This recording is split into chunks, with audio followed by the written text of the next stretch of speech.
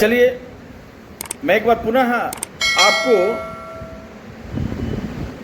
द्वितीया व्रत कथा की विशेषता को बतलाता हूँ। द्वितीया व्रत कथा द्वितीया क्यों मनाया जाता है, इसके पीछे क्या कहानी है। एक कहानी तो मैंने बता दिया महाभारत काल का, दूसरा कहानी मैं आपको सुनाने जा रहा हूँ जिसमें एक चील और सियारिन की कहानी है और बड़ा ही मार्मिक कहानी है। सुनिएगा और जीवन में इसको जरूर उपयोग कीजिएगा कि इसका लक्ष्य क्या रखा होगा इस कहानी का, और इसके पीछे इस जो महान जो हमारी बहनें और माताएं जो त्यौहार कर रही हैं इसका पीछा उद्देश्य क्या है। चलिए ध्यानपूर्वक सुनिएगा। देखिए ज्योतिया भगवान ज्योत महान को यह जो त्यौहार है समर्पित है। दरअसल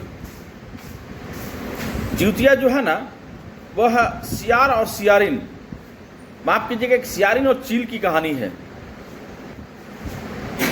सियारिन जो है वो पता है क्या है, नहीं पता है, चलिए मैं बताता हूं। देखिए एक सियारिन और चील एक पेड़ के नीचे रहा करते थे। चूंकि पेड़ पर तो चील रहता था और सियारिन नीचे थी, लेकिन दोनों में घनिष्ठता था। एक बार महिलाएं जो हैं व्रत कर रही थी, इसको देख कर के चील और सियारिन ने भी मन में उनकी जो है निष्ठा जगा और उन्होंने निश्चय किया कि चलो हम लोग भी इस त्यौहार को बड़ी धूमधाम से मनाते हैं। तो हुआ यूं कि भाई इसको जो है निर्जला रहना पड़ेगा और उसके अगले दिन जो है ना पारण होगा, ठीक है। तो निर्जला रहने के लिए दोनों ने कहा कि ठीक है चलो हम लोग रह लेंगे। और दोनों में बहुत दोस्ती था, घनिष्ठता था। क्योंकि भोजन भी करते थे तो एक एक भाग दोनों को छोड़ देते थे कि भाई तुम खा लो और तुम खा लो। दोनों ने निश्चय किया और दोनों ने इस महान त्यौहार को, एकादशी स्वरूप को, इसको करने के लिए तैयार हो गए। दोनों ने फास्टिंग किया, यानी दोनों ने निर्जला सहा। लेकिन सियारिन जो थी से भूख से व्याकुल हो गई और भोजन की तलाश में जो है वो निकल पड़ी। उसी गांव में एक व्यक्ति मरा था। मरने के बाद में जब उसकी दाह संस्कार हुआ तो कुछ पार्ट जो है, हिस्सा जो है शरीर का बचा हुआ था। सियारिन उसको नोच करके उस बॉडी को खा ली और पानी पी ली, अपने क्षुधा को भर ली। लेकिन चील ने ऐसा नहीं किया। चील जो है वह पूरी निष्ठा और लगन के साथ में, समर्पण के साथ में इस त्यौहार को मनाई और बहुत बढ़िया तरीके से की। समय बिता, चूँकि मृत्यु लोक है तो इस नश्वर संसार में जो भी लोग आता है वह मृत्यु तो निश्चित होता है, इतना चीज़ मान के चलिए। तो दोनों की मृत्यु हो गई। इसके बाद में दोनों जो है ना, एक राजा के यहाँ दोनों का जन्म होता है, दोनों को मनुष्य शरीर मिलता है और दोनों बहन बन करके आते हैं इस संसार में। दोनों बहनें, चील जो थी बड़ी बहन बन के आई और सियारिन छोटी बहन बन करके आई। समय बीतता गया, दोनों बच्चियां चील और सियारिन जो है जवान हो गई, यानी कि ऐसी अवस्था में पहुंच गई जब उनके माता पिता को लगा कि अभी दोनों कन्याओं का विवाह कर देना चाहिए। एक राजा के यहाँ बड़े धूमधाम से दोनों कन्याओं का विवाह हुआ। समय बीता, दोनों कन्याएं माता बन गई। सियारिन की संतान हुई 7 संतान, और माफ़ कीजिएगा चील की 7 संतानें हुई और सियारिन की जो भी संतानें होती वह मर जाती, यानी मृत्यु को प्राप्त कर लेती। बड़ा अफसोस। लेकिन होता यूँ है कि भाई जब इन चीज़ों को वो बर्दाश्त नहीं कर पाती है तो एक अंदर से नेगेटिविटी उमड़ता है, यानी कि नकारात्मक और जलनता, यानी कि जलन होना शुरू हो जाता है। बच्चियाँ, चूँकि उसका बच्चा जो था वो मर जा रहा था बार बार, सियारिन का, और चील का बच्चा जो है वह स्वस्थ, सुंदर और संस्कारवान होता जा रहा था। तो उसके मन में क्रोध उत्पन्न हुआ कि राजा जो है हमारी बातों को तो मानेंगे नहीं और मैं किस प्रकार की माँ हूँ। तो उसकी जलनशीलता में इस लेवल तक पहुँच गई कि उसने 7 बच्चों को गर्दन को काट दिया चील के बच्चों को, यानी कि जो राजकुमारी हुई बड़ी बहन के स्वरूप में, छोटी बहन ने काट दिया। अब सातों को गर्दन काटने के बाद में उस गर्दन को उसको चिढ़ाने के लिए उसके पास भेजा। देखा कि भाई फिर भी बहन का किसी प्रकार का रोना धोना कोई इस प्रकार की चीज़ें नहीं हो रही है भाई, आखिर क्या कारण है। बड़ा निराश हुई। भगवान जितवाहन जो हैं वो प्रकट होते हैं और उसकी गर्दन को बालू से, यानी कि आप बालू समझते होंगे बिहार झारखंड में लोग, और बाला भी लोग उसको बोलता है, सैंड जिसको बोलते हो आप, उसकी गर्दन को बना दिया, यानी पूरी मस्तिष्क को बना दिया, करेक्ट। और बनाने के बाद में उसको जोड़ दिया। अब जोड़ दिया, सातों बच्चे जीवित हो उठे। दूसरी तरफ सियानी रूपी उस जो नारी थी वह बड़ा विचलित हुई कि भाई हमारी बहन जो है किसी प्रकार का चित्कार नहीं है, किसी प्रकार का करुणामयी नहीं हो रही है, किसी प्रकार की आवाज़ नहीं आ रहा है, किसी प्रकार की कोई व्याकुलता नहीं, आखिर क्या कारण है।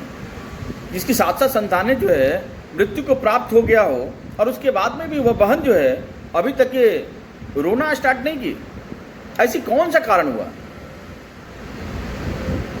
भाई जिस पे भगवान जितवाहन का आशीर्वाद हो उसको आप क्या कर सकते हैं। जिस पे भगवान श्री कृष्ण की आशीर्वाद हो उसको कोई मार सकता है क्या? नहीं मार सकता है। अवस्था कुछ ऐसा ही हो जाता है। सोचिए ना, व्यक्ति कितना उसमें अंधा हो जाता है, उसे समझ में नहीं आता है।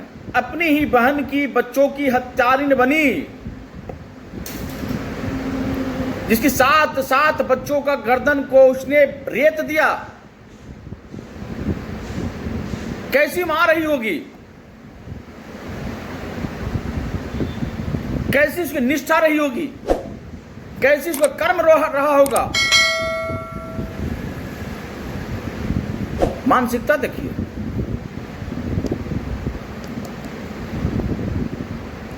जब किसी प्रकार की रोने की आवाज नहीं आई अपनी बहन के घर से तो वो चल दी, और जो 7 बच्चों का जिसने गर्दन काटा था ना, उसको भगवान जितवाहन ने के आशीर्वाद से वो जो है ना वो गर्दन सेब का स्वरूप बन हो गया।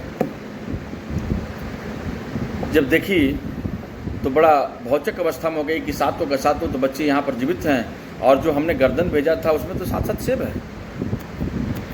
बड़ा निराश हुई, हताश हुई और अपने कार्यों पर लज्जित भी हुई कि मैंने ऐसा क्यों कार्य किया, मैं इतनी निर्लज क्यों हुई, मैं इतनी गिरी हुई क्यों हुई। बाद में बहन ने कहा, बहन चिल रूपी बहन ने कहा, देख बहन, मैं जानता हूँ और मुझे पता है कि तुम्हारे जो बच्चे हो रहे हैं उसका मृत्यु का कारण क्या रहा है। भगवान जितवाहन भी प्रकट हुए। उन्होंने कहा कि हे देवी, तुम पूर्व जन्म में ये चील थी और ये शियारिन, तुम शियारिन थी, और चिल रूपी जो तुम्हारी बड़ी बहन है वह किसी प्रकार की, जब वह इस त्यौहार को कर रही थी निर्जला रूप से स्वरूप में, एक भी अन्न के दाने और एक जल भी नहीं रखा, आज इसका पुत्र जीवित रहा और तुम जो है एक अधजला शरीर को खा करके अपना क्षुधा को मिटा ली, तो तुम्हें जो है मानव शरीर तो जरूर मिला, परंतु तुम उसके साथ साथ नकारात्मक चीज़ें भी तुम्हारे साथ में आ मिली। इसका कारण रहा कि तुम्हारे आज पुत्र जो हैं यह मृत्यु को प्राप्त हो रहे हैं। और चलो मैं उसी जगह पर तुम्हें ले जाता हूँ ताकि जो पूर्व जन्म की जो चीज़ें थी वह स्मृति पटल जाग जाएगा और तुम उन चीज़ों को समझ जाओगे। उसी पेड़ के नीचे जहाँ पर चील और सियारिन रहा करता था, चिल पेड़ पर रहती थी, सियारिन उस पेड़ के नीचे रहती थी, और दोनों के बीच में घनिष्ठता, दोनों की वजह से जो है ना यह मानव शरीर प्राप्त हुआ। चूँकि दोनों ने भगवान जितवाहन की पूजा किया, परंतु एक जो सियारिन थी वह अपनी भूख और प्यास को कंट्रोल नहीं कर पाई, इसलिए उसके साथ अनिष्ट होता गया। स्मृति पटल जगह चीज़ों को देखा, बड़ा लज्जित हुई, बोला काश अगर मैंने भी उस व्रत को सच्चे ढंग से अगर कर लिए होते तो शायद आज हमारे साथ ऐसा नहीं होता। और आज इस महान पाप से हम बच गए होते। बहुत दुखी हुई, बहुत चिंतित हुई, बहुत निराश हुई, भगवान जीत महान के चरणों में अपने आप को समर्पित कर दी और अंततः उसी पेड़ के नीचे उसे मृत्यु को प्राप्त हुई, क्योंकि उस अवस्था को बर्दाश्त नहीं कर पाई और अंत में अपने मृत्यु को गले लगा ली। मृत्यु हुई। जब इस बात को राजा को पता चला, राजा अपनी सेनाओं के साथ पहुंच करके सम्मानपूर्वक, निष्ठापूर्वक विदाई देते हैं। वहीं उनका अग्नि संस्कार होता है। तब से यह पर्व और बड़ा ही अच्छे स्वरूप में और विस्तार रूप में इस त्यौहार को हमारी भारत की महिलाएं यानी माता और बहनें अपने पुत्रों को दीर्घ जीवन के लिए, लंबी उम्र के लिए भगवान जीत महान से प्रार्थना करते हैं और उन्हें उनसे आशीर्वाद लेते हैं कि हमारा पुत्र का मृत्यु जो है अकाल ना हो, यानी कि इस मृत्यु भूमि में कोई भी नहीं बचेगा, यह तो निश्चित है। परंतु जो एक अकाल मृत्यु होती है, एक जो असमय मृत्यु को लोग प्राप्त करता है, उसी से बचा जा सकता है। तो मुझे बताइए यह वीडियो आपको कैसा लगा। अगर अच्छा लगा तो हमारे YouTube चैनल टेलीकॉम गुरु सिकंदर कुमार को लाइक कीजिए, सब्सक्राइब कीजिए और शेयर कीजिए। बहुत बहुत धन्यवाद।